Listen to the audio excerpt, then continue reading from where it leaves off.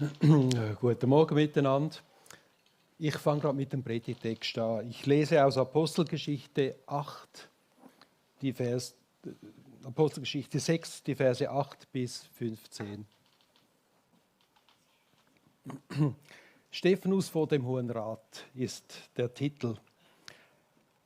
Stephanus aber, voll Gnade und Kraft, tat Wunder und große Zeichen unter dem Volk. Da standen einige auf von der Synagoge der Libertiner und der Kyrenäer und der Alexandriner und einige von denen aus Zilizien und der Provinz Asien und stritten mit Stephanus. Doch sie vermochten nicht zu widerstehen der Weisheit und dem Geist, in dem er redete. Da stifteten sie einige Männer an, die sprachen: Wir haben ihn Lästerworte reden hören gegen Mose und gegen Gott. Und sie brachten das Volk und die Ältesten und die Schriftgelehrten auf, traten herzu und ergriffen ihn und führten ihn vor den Hohen Rat und stellten falsche Zeugen auf, die sprachen: Dieser Mensch hört nicht auf zu reden gegen diese heilige Stätte und das Gesetz. Denn wir haben ihn sagen hören, dieser Jesus von Nazareth wird diese Stätte zerstören und die Ordnungen ändern, die uns Mose gegeben hat. Und alle, die im Rat saßen, blickten auf ihn und sahen sein Angesicht wie eines Engels Angesicht. Wer ist dieser Stephanus? Stephanus war einer der 7 Armenpfleger oder Diakone in der jungen christlichen Gemeinde in Jerusalem. Diese christliche Gemeinde ist nach dem Tod und der Verstehung von Jesus Christus entstanden. Und sie ist rasant gewachsen. Für diese Aufgaben als Armenpfleger hat man 7 Männer gesucht mit einem guten Ruf, voll Heiligen Geist und Weisheit. Und diese Voraussetzungen hat Stephanus offenbar mitgebracht und darum ist er auch als Armenpfleger gewählt worden. Die Aufgabe der Armenpfleger war es, sich einfach um die Bedürftigen in der Gemeinde zu kümmern. Und damit haben sie die Apostel entlastet, die diese Gemeinde in Jerusalem geleitet haben. Die Apostel selber, die sind jeden Tag in den Tempel gegangen, haben dort gepredigt, evangelisiert und von Jesus erzählt. Und durch sie sind Zeichen und Wunder passiert, die in Jerusalem so richtig eingeschlagen haben. In dieser Zeit sind immer mehr Einwohner von Jerusalem zum Glauben an Jesus gekommen.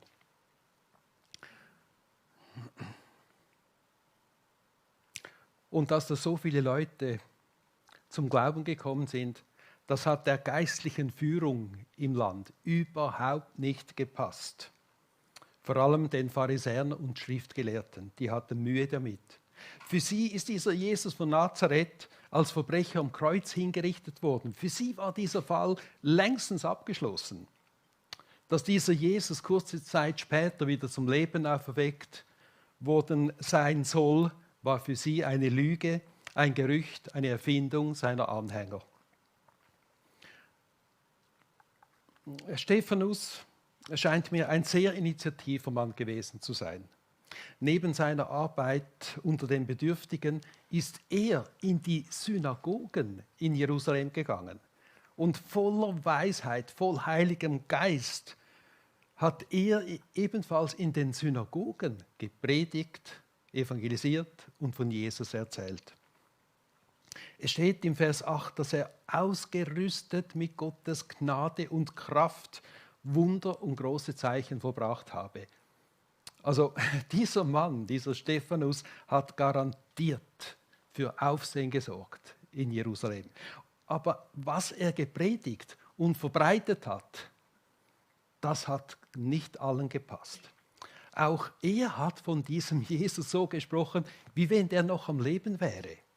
Und zum Kern seiner Botschaft hat gehört, dass jeder Mensch, der an Jesus glaube, gerettet sei. Nicht etwa diejenigen, die Gott im Tempel ein Opfer dargebracht haben, seien gerettet, sondern diejenigen, die glauben, dass Jesus auch für ihre Sünden gestorben sei. Es ist zu heftigen Streitgesprächen gekommen. Stephanus hat aber so geisterfüllt gepredigt, mit so treffenden Argumenten und übermenschlicher Weisheit, dass ihm in der Diskussion niemand gewachsen war. Seinen Gegnern sind die Argumente ausgegangen. Und sie haben sich nicht mehr anders zu helfen gewusst und haben Männer angestiftet, die behauptet haben, Stephanus hätte gegen Mose und gegen Gott gelästert. Dieser Vorwurf der Gotteslästerung, das war eine ernsthafte Anschuldigung. Weil im jüdischen Gesetz wird verlangt, dass jemand gesteinigt werden soll, der gegen Gott gelästert habe. Also Stephanus hätte es da ganz böse an den Kragen gehen können. Als der Vorwurf der Gotteslästerung im Raum gestanden ist, sind die Zuhörer immer wütender geworden. Und voller Wut sind sie gegen Stephanus handgreiflich geworden. Sie haben ihn gepackt und haben ihn durch die engen Gassen von Jerusalem gezerrt vor den Hohen Rat. Und dort haben falsche Zeugen weitere Anschuldigungen vorgebracht. Stephanus habe sich abschätzig gegen das Gesetz und gegen den Tempel geäußert. Er habe behauptet, Jesus werde den Tempel abreißen und werde das Gesetz des Mose abschaffen. Wie hat sich Stephanus in diesem Moment wohl gefühlt? Hat er gemerkt, dass er mit seiner Botschaft zu weit gegangen war? Hat er voller Schreck plötzlich feststellen müssen, dass es ihm tatsächlich an den Kragen gehen könnte? Hat er fieberhaft überlegt, wie er sich gegen diese falschen Anschuldigungen verteidigen könnte, wie er seinen Kopf nochmals aus der Schlinge ziehen könnte? Versuchen wir mal, uns die Situation vor Augen zu führen. Hier steht der Hohe Rat, der Hohe Priester, die Pharisäer, die Schriftgelehrten. Sie sind bereit, darüber zu befinden, ob dieser Stephanus zu Recht als Gotteslästerer angeklagt sei. Und gegenüber steht das Volk, ein aufgebrachtes Volk, das vor Wut schäumt. Und mittendrin steht dieser kleine Stephanus.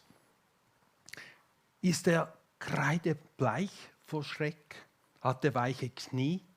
Bringt er keinen Ton mehr heraus vor lauter Schreck? Im Vers 15 steht: Und alle, die im Rat saßen, blickten auf ihn und sahen sein Gesicht wie eines Engels Angesicht. Wie eines Engels Angesicht. Nein, dieser Stephanus ist weder schockiert noch verängstigt. Er fühlt sich voll im Auftrag Gottes in diese Situation hineingestellt, dass ihm ein Todesurteil drohen könnte. Das steht nicht im Vordergrund. Vielmehr spürt er Gottes Nähe und ist total erfüllt vom Heiligen Geist. Wenn es da heißt, sein Gesicht leuchte wie das Gesicht eines Engels, dann heißt das, dass Gottes Autorität und Vollmacht auf Stephanus gelegen sind. Stephanus ist in diesem Moment total der Botschafter Gottes.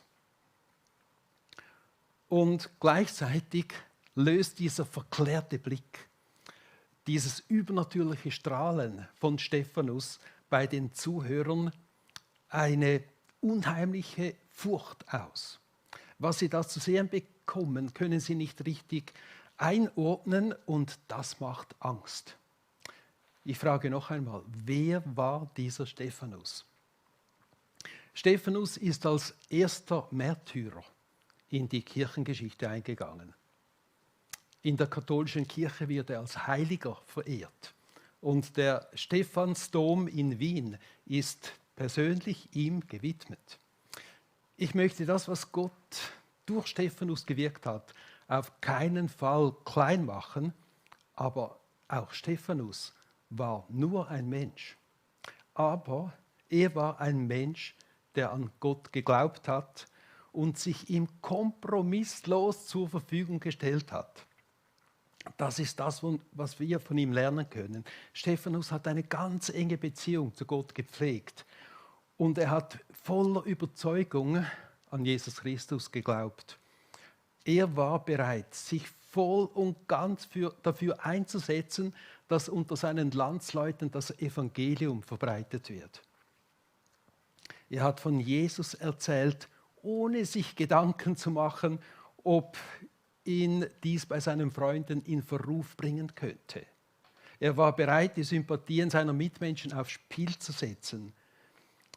Er war so der Typ, der Jesus auch dann noch bezeugt, wenn er annehmen muss, dass seine berufliche Karriere gefährdet sein könnte.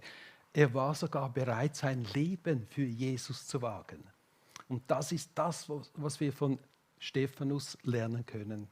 Mutig zu Jesus und zu unserem Glauben zu stehen, auch wenn es zu unserem Nachteil sein könnte.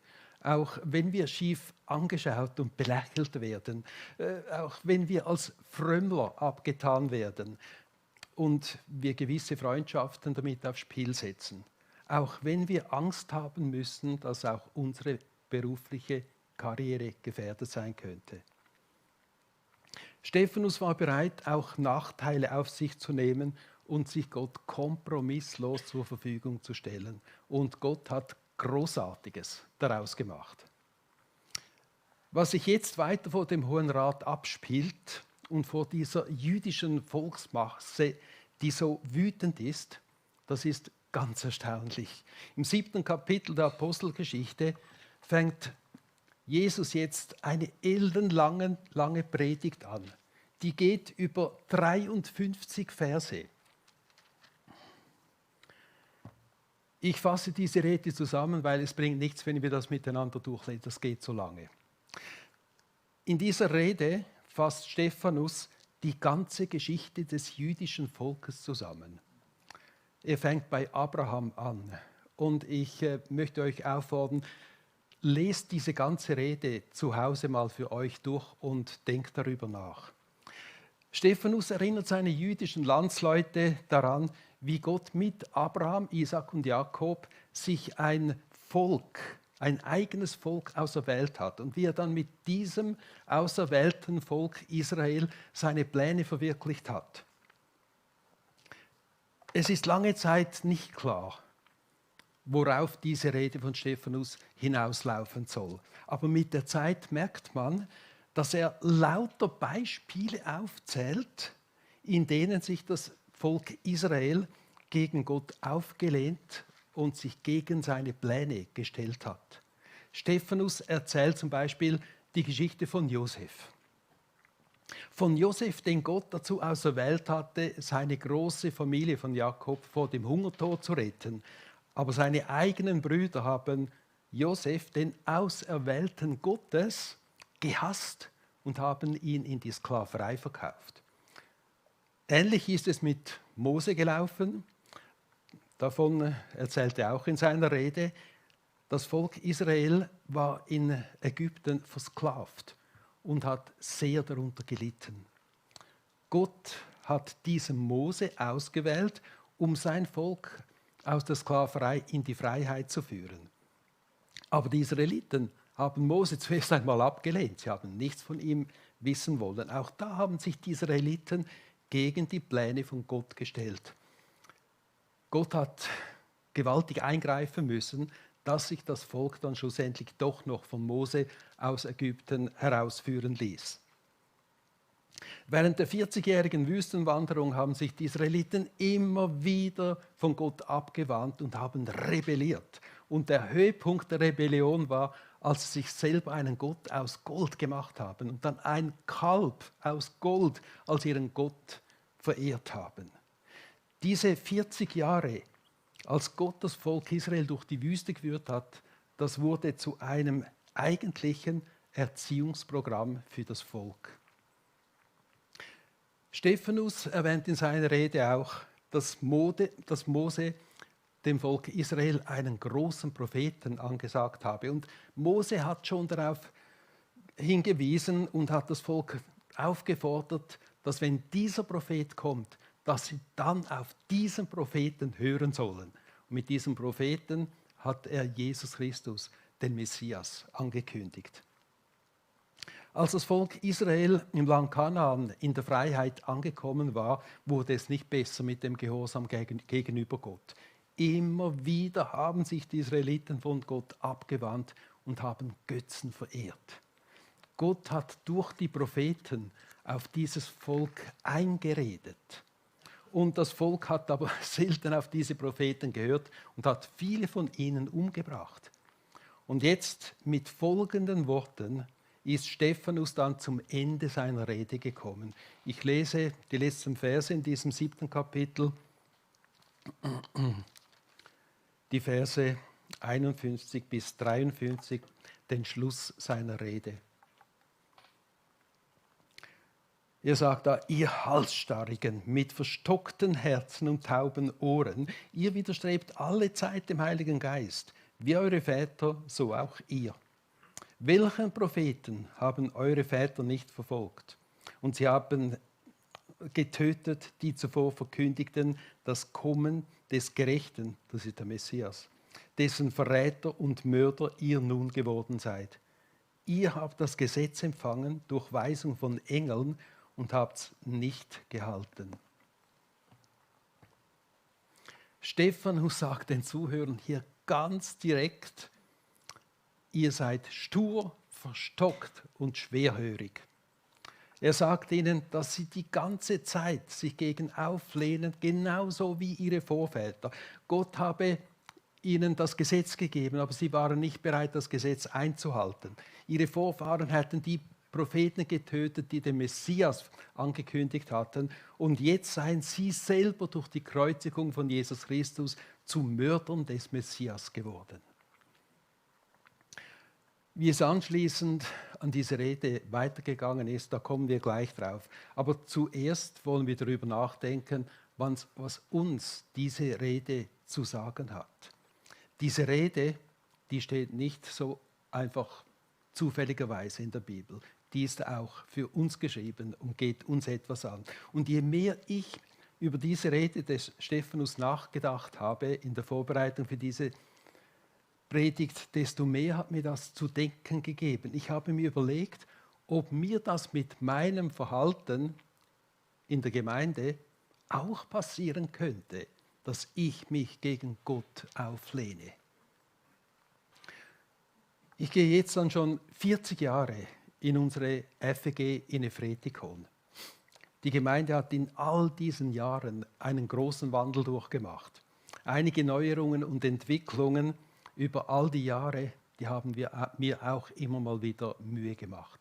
Da merke ich auch, dass ich ein alter Mann werde. Ich habe immer mal wieder ausgerufen und mich gefragt, ob das jetzt wirklich sein müsse. Dass man elektronisch so aufgerüstet hat, dass heute eine richtige professionelle Band auf der Bühne steht, hätte, wenn es nach mir gegangen wäre, nicht unbedingt sein müssen. Die laute Musik, die neuen modernen Lieder und viele davon noch auf Englisch machen mir manchmal Mühe. Heute ist mir klar, dass genau durch diese ganze, oder auch wegen dieser ganzen Technik, inklusive einer professionellen Bühnenbeleuchtung, ganz viele junge Leute in unsere Gemeinde gefunden haben und zum Glauben an Jesus gekommen sind. An unseren Jugendgottesdiensten, die alle 14 Tage stattfinden, nehmen regelmäßig 60 bis 80 junge Leute teil. Für mich ein klares Zeichen, dass Gott hinter dieser Form des Gottesdienstes steht. Was soll ich gegen die moderne Musik haben, wenn Gott das so segnet? Ich möchte mich nicht gegen Gott stellen und darum dulde ich auch diese Art von Musik. Ich verzichte gern auf meine Musik nach meinem Geschmack, wenn dadurch junge Leute zum Glauben kommen und die Gemeinde finden. Ich war auch nicht immer mit allen Aktivitäten in unserer Gemeinde einverstanden. Wir führen seit 20 Jahren in Efretikon jeden Sommer eine Kinderwoche durch. Das ist eine gute Sache, ist klar, aber diese Kinderwoche ist bei uns von Jahr zu Jahr immer aufwendiger, immer gigantischer geworden. Man hat alles dafür gemacht, dass möglichst viele Kinder angelockt worden sind. Und es haben immer 150 bis 200 Kinder oder noch mehr daran teilgenommen und 100 Teenager haben sich jeweils um diese Kinder gekümmert. Sehr viele Leute haben auch von der Gemeinde mitgeholfen, mitgearbeitet. Ich habe mich einfach daran gestoßen, dass dieser Anlass von Jahr zu Jahr immer aufwendiger, immer gigantischer hat werden müssen. Es hat immer mehr Kräfte gebunden, hat auch immer mehr Geld gekostet und dies hat mir ziemlich zu schaffen gemacht. Tatsache ist aber, dass gerade durch diese Kinderwochen viele Kinder in die Jungschar gekommen sind und schlussendlich auch zum Glauben gekommen sind. Eine Mutter war immer sehr beeindruckt, wie ihre Tochter positiv verändert aus dieser Kinderwoche nach Hause gekommen ist. Und diese Mutter hat sich näher mit dem Glauben beschäftigt und am Schluss ist die ganze Familie inklusive Vater zum Glauben gekommen. Dies ist nur eines der Wunder, die sich aus diesen 20 Jahren Kinderwoche ergeben haben. Und heute schäme ich mich, dass ich mich so lange gegen diese Kinderwoche gewehrt habe, dass ich sie schlecht gemacht habe und dass ich mich innerlich dagegen gesträubt habe. Gott hat diese Kinderwoche so groß gesegnet und ich habe das so lange nicht sehen wollen. Wenn Gott das so segnet, was soll ich dann dagegen haben? Ich sehe heute ein, dass ich mich damit gegen Gottes Pläne gesträubt habe. Und das war einfach nicht richtig. Da habe ich Buße tun müssen. Noch ein Thema, die Personalfrage. Ich weiß nicht, ob du das auch kennst, aber manchmal hat man doch den Eindruck, dass genau die falsche Person in ein Amt in der Gemeinde gewählt wird. Eine Person, bei der man jetzt wirklich nicht sicher ist, ob sie dieser Aufgabe überhaupt gewachsen ist. Und man fragt sich, wie die Gemeindeleitung ausgerechnet auf diese Person gekommen ist. Aber Achtung, Gott selber könnte hinter dieser Wahl stehen. Wir beten ja für unsere Ältesten in der Gemeinde. Wir beten darum, dass sie vom Heiligen Geist geleitet zu den richtigen Entscheidungen kommen. Da können wir eigentlich ganz entspannt zurücklehnen, die Verantwortung den Ältesten überlassen. Aber dann sollten wir auch vorsichtig sein und nicht zu sehr gegen diese Entscheidungen rebellieren. Sonst könnte es sein, dass wir auch gegen Gott vorgehen. Ich erinnere an Josef. Josef war ein hochmütiger, eingebildeter und verwöhnter Jüngling, der ganz verächtlich auf seine älteren Brüder herabgeschaut hat. Kein Wunder, dass die ihre Mühe gehabt hatten mit ihrem kleinen Bruder Josef. Aber Gott hat ausgerechnet Josef ausgewählt. Und er war es, der im Auftrag Gottes seine Familie und das ägyptische Volk vor dem Hungertod gerettet hat. Auch Mose hat sich nicht wundern müssen, dass er nicht von Anfang an von seinen Landsleuten akzeptiert worden ist. Sein Volk hat unter der Sklaverei gelitten. Und Mose ist im Palast des Pharao 40 Jahre lang verwöhnt worden. Dann hat Mose aus dem Land flüchten müssen, weil er einen Ägypter umgebracht hatte. Anschließend hat er 40 Jahre lang einfach Schafe gehütet. Und jetzt hat sich Mose als 80-Jähriger als der große Führer aufgespielt, der ein Millionenvolk in die Freiheit hat führen wollen. Kein Wunder, dass seine Landsleute ihn zuerst einmal abgelehnt haben. Aber es war Gott selber, der Mose für diese Aufgabe ausgesucht hat und ihm auch die Berufung und die Ausrüstung dazu gegeben hat. Mit Personalentscheiden in der Gemeinde müssen wir vielleicht auch etwas vorsichtig sein. Sonst kann es schnell passieren, dass wir uns auch gegen die Pläne Gottes stellen.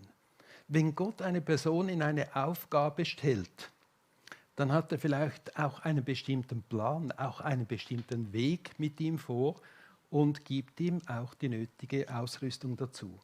Wenn wir uns gegen diese Person stellen, kämpfen wir vielleicht auch gegen Gott.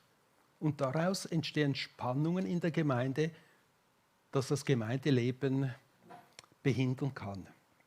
Da müssen wir uns aufpassen, dass wir uns nicht gegen Gottes Willen stellen. Also die Vorwürfe von Stephanus vor seinem jüdischen Volk, die müssen auch uns zu denken geben. Wie schnell kann es passieren, dass wir selber durch unser Verhalten zu Kritiker werden in der Gemeinde und nicht merken, dass wir damit gleichzeitig gegen Gott opponieren. Die Rede des Stephanus vor dem Hohen Rat und vor diesen vielen aufgebrachten Zuhörern darf darum auch uns zum Nachdenken bringen. Es schadet nichts, wenn wir uns sorgfältig überlegen, wo wir mit unserem Verhalten uns gegen die Pläne Gottes auflehnen. Jetzt aber, wie ist es weitergegangen nach dieser langen Rede des Stephanus? Wir haben ja die Anschuldigungen von Stephanus noch im Ohr. Er hat den Juden vorgeworfen, sie seien stur, verstockt und taub. Sie seien nicht besser als ihre Vorfahren, die die Propheten getötet haben, und sie selber hätten sogar den Messias umgebracht. Ich lese nun aus Kapitel 7 noch die Verse 54 bis 60. Als sie das hörten, ging es ihnen durchs Herz und sie knirschten mit den Zähnen über ihn. Er aber, voll Heiligen Geist, sah auf zum Himmel und sah die Herrlichkeit Gottes und Jesus stehen zur Rechten Gottes und sprach: Siehe, ich sehe den Himmel offen und den Menschensohn zur Rechten Gottes stehen. Sie schrien aber laut und hielten sich die Ohren zu und stürmten einmütig auf ihn ein, stießen ihn zur Stadt hinaus und steinigten ihn. Und die Zeugen legten ihre Kleider ab zu den Füßen eines jungen Mannes, der hieß Saulus. Und sie steinigten Stephanus, der rief den Herrn an und sprach: Herr Jesus, nimm meinen Geist auf. Und er fiel auf die Knie und schrie laut: Herr, rechne ihnen diese Sünde nicht an. Und als er das gesagt hatte, verschied er. Diese Vorwürfe und Anschuldigungen waren für die Zuhörer jetzt zu viel. Es steht im Vers 54, dass es ihnen durchs Herz gegangen sei. Man kann das auch übersetzen mit: Es zersägte ihnen das Herz. Das heißt, es hat sie bis ins Innerste getroffen. Sie haben auch mit den Zähnen geknirscht. Ein Zeichen, dass sie kurz vor dem Explodieren gestanden sind. Wir müssen übrigens nicht meinen, dass sich Stephanus gegen Ende seiner Rede in Rage geredet habe. Er hätte ausgerufen und lauthals geschimpft. Nein, er hat zwar die Anschuldigung ganz direkt vorgebracht, aber immer mit der Absicht, seinen Zuhörern die Schuld ihrer Vorfahren und ihre eigene Schuld aufzuzeigen. Dass sie erkennen können, dass sie gegenüber Gott schuldig geworden sind. Stephanus hat gehofft, dass sie bis ins Innerste erschüttert werden. Er hat gehofft, dass ihnen allen klar wird, dass sie mit der Kreuzigung von Jesus tatsächlich den Messias getötet haben. Er hat auch bis am Schluss gehofft, dass seine Landsleute umkehren und an Jesus glauben können. Stephanus war hier von A bis Z ganz das Sprachrohr Gottes.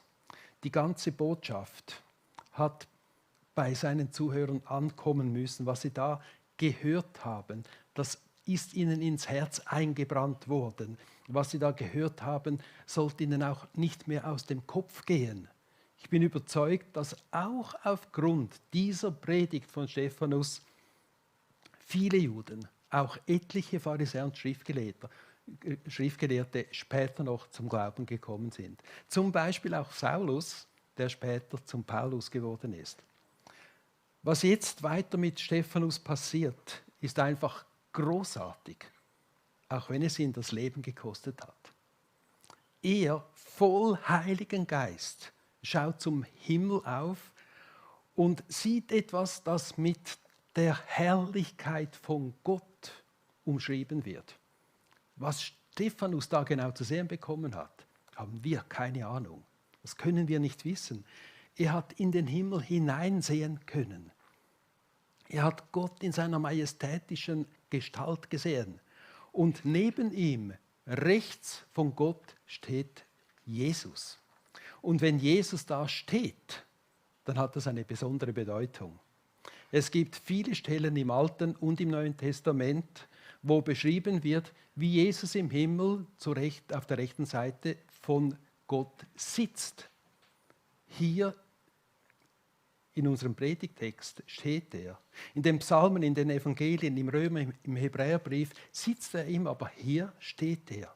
Das heißt doch nichts anderes, als dass es Jesus nicht kalt lässt, was mit Stephanus hier passiert.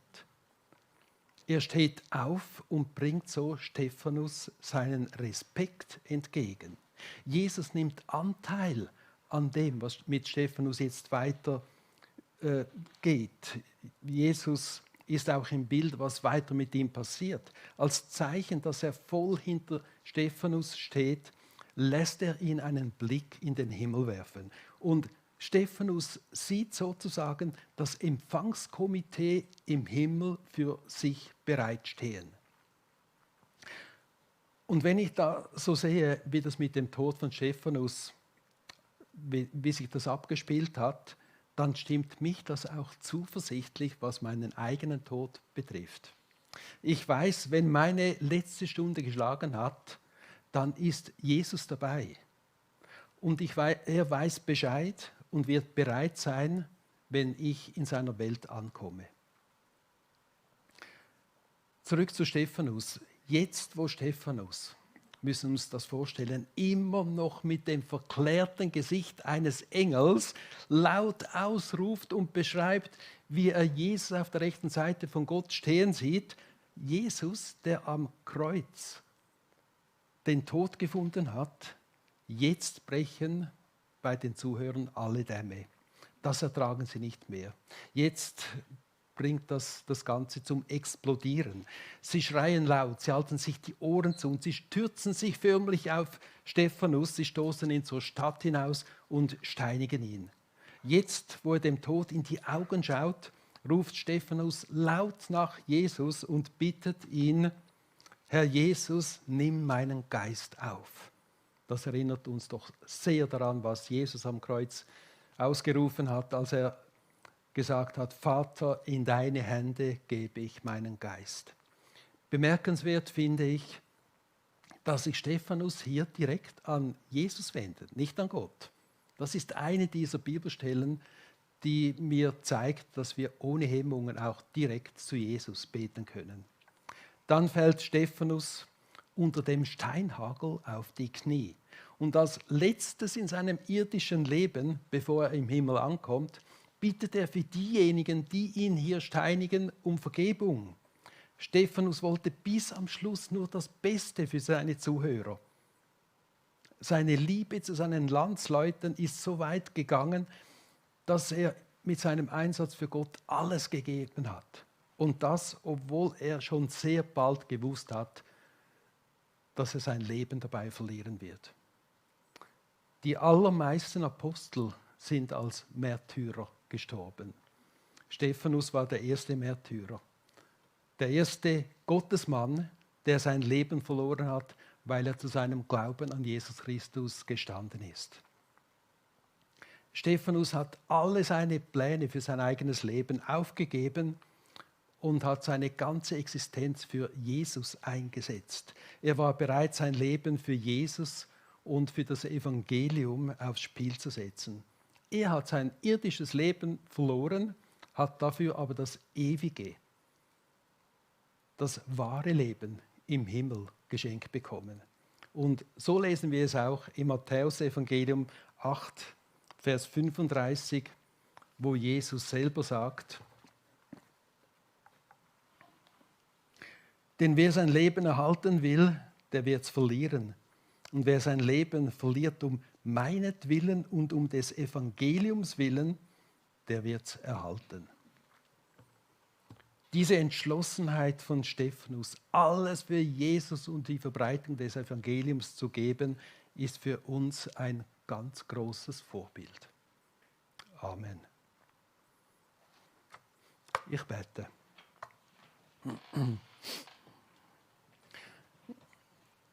Herr Jesus, es ist aufrüttelnde Geschichte, die wir hier lesen.